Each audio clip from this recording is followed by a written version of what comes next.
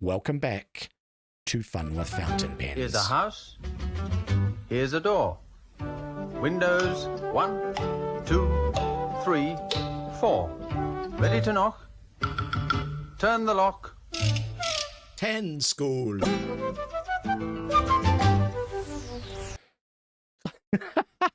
Okay, guys, I have a wonderful pen for you today. It is absolutely hideous. It is called the Jinhao X159. Now, you may recall that I have been recommending this pen.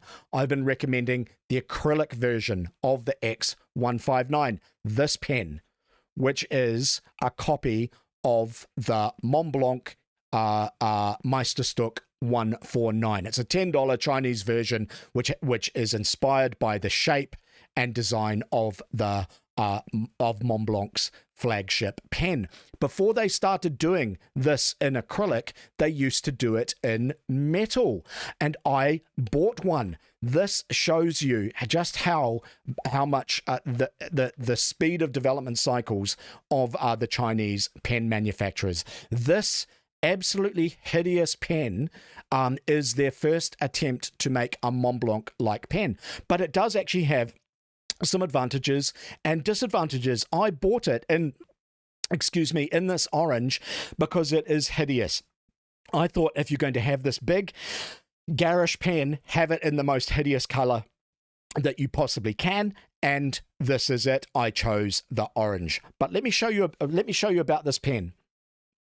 First thing to know is that it is a cartridge converter. So to fill this pen, you undo the barrel and fill it with ink in the cartridge converter. My least favorite filling mechanism, but in point of fact, the pen is actually a pretty good writer. It has a really large pen. It was the large nib. It was the first of the Chinese cheap pens to come out with a nib that was actually quite large. And the advantage of larger nibs, even when they're steel like this one is that there is a certain amount of natural flex in them.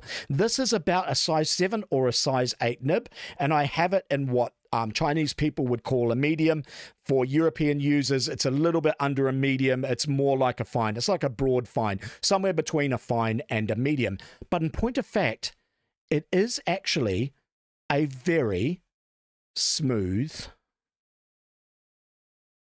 writer. Now, I'm sorry for everyone who's watching on portrait that you're seeing that sideways on. I'll try to correct that in a minute. It's just so that you can see it properly on screen. There is also a natural level of flex. Oh, okay, I pushed it too much. You can see there, and I got a little bit of railroading.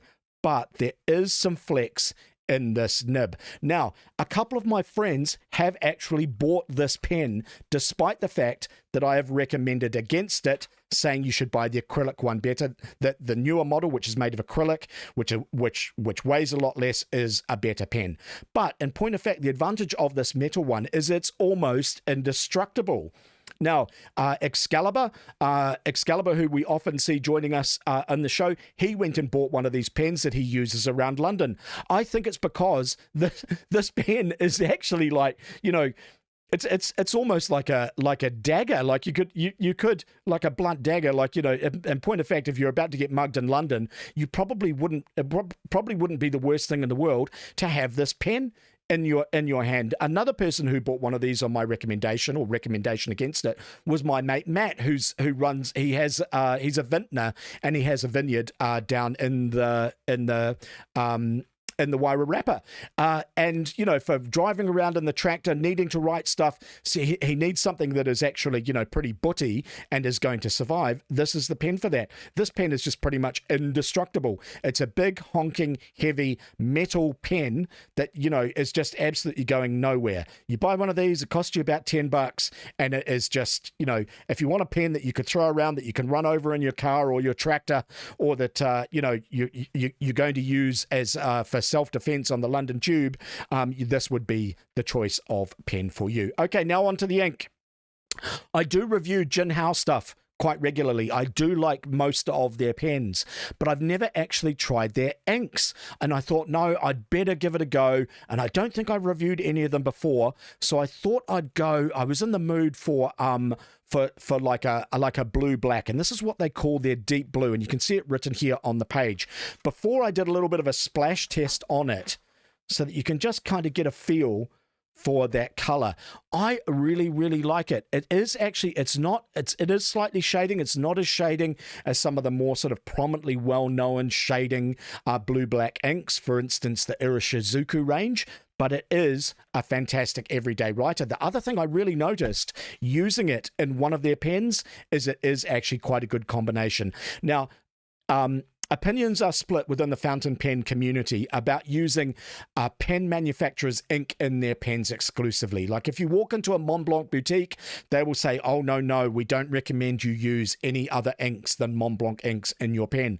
Personally, I think that is nonsense, but it is fair to say that when companies are developing their fountain pen inks, they do develop them for their own pens. So the characteristics of their pens in terms of the ink flow and so on and so forth do kind of marry up when they are preparing their pens. And I have noticed that this combination of an Irishizuku deep blue with this hideous X159 in metal pen is actually quite good. And I've enjoyed writing with this pen ink combination all week. And point of fact, I had really good fun pulling it out of my pocket.